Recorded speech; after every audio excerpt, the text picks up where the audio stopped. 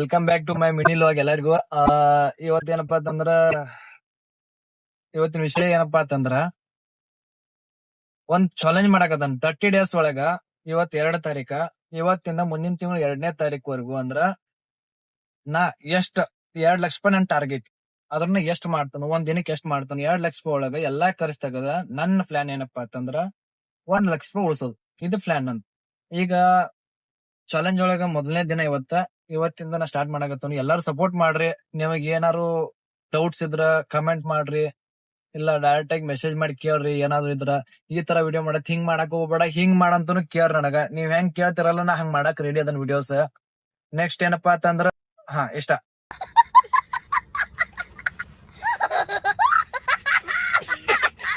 ಇವತ್ತಿಂದ ನಾನು ಒಟ್ ಟೋಟಲ್ ದಾಗ ನಿಮ್ಗೆ ಯಾವ ತರ ಬೇಕಲ್ಲ ಆ ತರ ವಿಡಿಯೋ ಮಾಡಿ ಇದ್ ಮಾಡ್ತಿರ್ತಾನ, ಅಪ್ಲೋಡ್ ಮಾಡ್ತಿರ್ತಾನು. ಡೈಲಿ ವಿಡಿಯೋ ಅಪ್ಲೋಡ್ ಮಾಡೇ ಮಾಡ್ತಾನು. ಎಂತ ಕಂಡೀಷನ್ ಬಂದ್ರು, ಎಂತ ಕಷ್ಟ ಬಂದ್ರು ಮಾಡೇ ಮಾಡಿದನು. ಹೂ ಸ್ಟಾಪ್ಡ್ ಯು? ನಿಮ್ಮನ್ನ ತಡೆದಿರುವವರು ಯಾರು?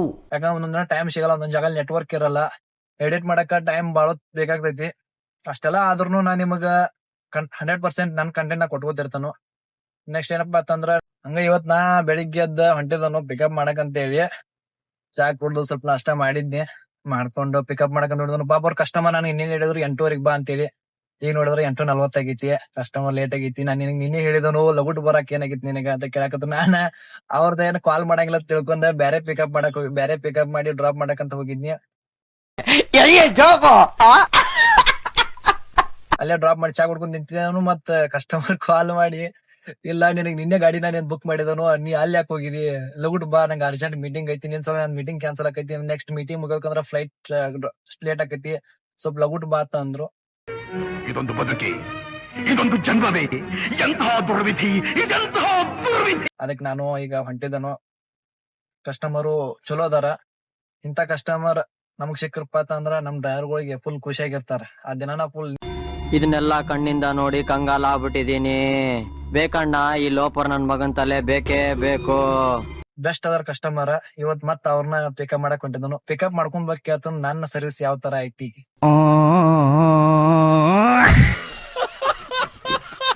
ನನ್ ಕ್ಯಾಬ್ ಸರ್ವಿಸ್ ಯಾವ ತರ ಐತಿ ಅವ್ರಿಗೆ, ಅಂದ್ರೆ ಇಷ್ಟ ಆಯ್ತು ಏನಿಲ್ಲ, ಆಮೇಲೆ ನನ್ ಮಾತಾಡೋದೆಲ್ಲ ಅವ್ರಿಗೆ ಕರೆಕ್ಟ್ ಅನ್ಸೈತೆ ಏನಿಲ್ಲ, ಎಲ್ಲ ಕೇಳೋಣ ಬರ್ರಿ, ನೋಡೋಣ ಏನ್ ಅಂತಾರ ಅಂತೇಳಿ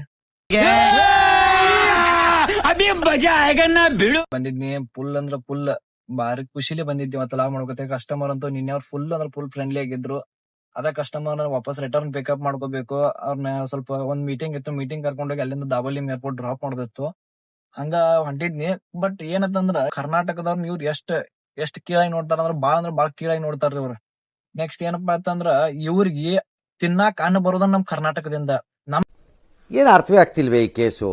ಎಳೆ ಮಗು ಆಗಿದ್ದಿದ್ರೆ ಓಕೆ, ಏನಿದು ಏನೋ ಗೊತ್ತಾಗ್ತಿಲ್ಲಪ್ಪ, ಗೊತ್ತಿಲ್ಲ, ಈ ಅರ್ಥ ಆಗ್ತಿಲ್ಲ ನನಗೆ. ಅದೆಲ್ಲ ಇರಲಿ, ಬಿಟ್ಬಿಟ್ರಣ ಅದನ್ನು ಸುಮ್ಮ ಯಾಕೆ. ಈಗೇನಪ್ಪ ಅಂತಂದ್ರೆ ಈಗ ಪಿಕಪ್ ಮಾಡ್ಕೊಂಡು ಹೊಂಟಿದ್ನಿ. ಈ ಲೆವೆಲ್ ಮಳೆ ಬೀಳಾಯ್ತು ನೋಡ್ರಿ. ಗೋವಾದಾಗ ಭಾರಿ ಮಳೆ ಆಗತೈತಿ. ಬೆಸ್ಟ್ ಇದೇ ರೀತಿ ನಮ್ಮ ಕರ್ನಾಟಕದಾಗ ಮಳೆ ಆದ್ರೆ ನಮ್ಮ ರೈತರು ಭಾಳ ಅಂದ್ರೆ ಭಾಳ ಖುಷಿ ಪಡ್ತಾರೆ ಇದರಿಂದ.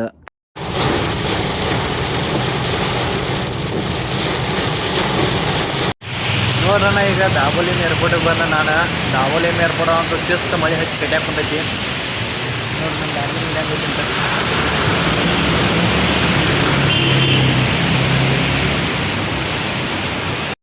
ಈ ಡ್ರೈವಿಂಗ್ ಫೀಲ್ಡ್ ಬರ್ತಾನ ಅನ್ನಗಳಿಗೆ ಒಂದು ಮಾತು ಹೇಳ್ತಾನೆ. ಏನಪ್ಪಾ ಅಂತಂದ್ರ ಈಗ ಪ್ರೆಸೆಂಟ್ ಸಿಚುವೇಶನ್ದಾಗ ಹೆಂಗೈತಂದ್ರ ಎಲ್ಲಾರು ಡ್ರೈವಿಂಗ್ ಅಂತ ಬರ್ತಾರ ನೋಡ್ರಿ. ಬೇಕಂದ್ರ ಈ ಪ್ರೆಸೆಂಟ್ ಸಿಚುವೇಶನ್ ಯಾವ ತರ ಐತಪ್ಪ ಅಂತಂದ್ರ ನಾವು ಅನ್ಕೊಂಡಿರೋ ಅಷ್ಟು ಈಸಿ ಅಲ್ರಿ. ಮೊದಲಿನ ಥರನೂ ಈಗ ಉಳಿದಿಲ್ಲ ಯಾವುದು.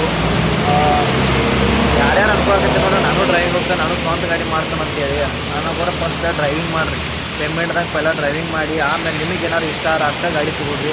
ಇಲ್ಲ ಅಂತಕೊಳಕ್ಕೆ ಹೋಗ್ಬಾರ್ದು. ತುಂಬ ಇನ್ವೆಸ್ಟ್ಮೆಂಟ್ ಮಾಡಿ ನಾಳೆ EMI ಕಟ್ಟಕ್ಕಾಗ್ಲಾರ್ದ ಮಾಡಿ ಗಾಡಿ ಬಿಡೋ ಪರಿಸ್ಥಿತಿ ಬರ್ತೈತಿ. ಏನ್ ಮಾಡ್ರಪ್ಪ ಅಂತಂದ್ರೆ ಪೈಲ ನಿಮಗೆ ಇಷ್ಟ ಪೈಲ ಗಾಡಿ ಹೊಡೆದು ಡ್ರೈವಿಂಗ್ ಮಾಡ್ರಿ.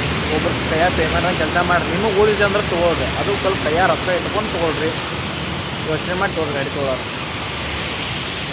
ಗೋವಾದಾಗ ಇಷ್ಟು ಮಳಿ ಆಗತೈತಿ ನೋಡ್ರಿ. ಇದೇ ಮಳಿ ಏನಾರ ನಮ್ಮ ಕರ್ನಾಟಕದಾಗ ಆದ್ರೆ ಅವ್ನು ಏನು ಕೇಳ್ತೀರಿ. ನಮ್ಮ ಬೆಳಗಾವಿದಾಗ ಆದ್ರೆ ಬೆಳಗಾವಿ ರೈತರಿಗೆ ಪ್ರೆಸೆಂಟ್ ಏನಪ್ಪಾ ಅಂತಂದ್ರೆ ಮಳಿ ಸಲುವಾಗಿ ಭಾಳ ಹದಿಕೆ ಆತಾರ.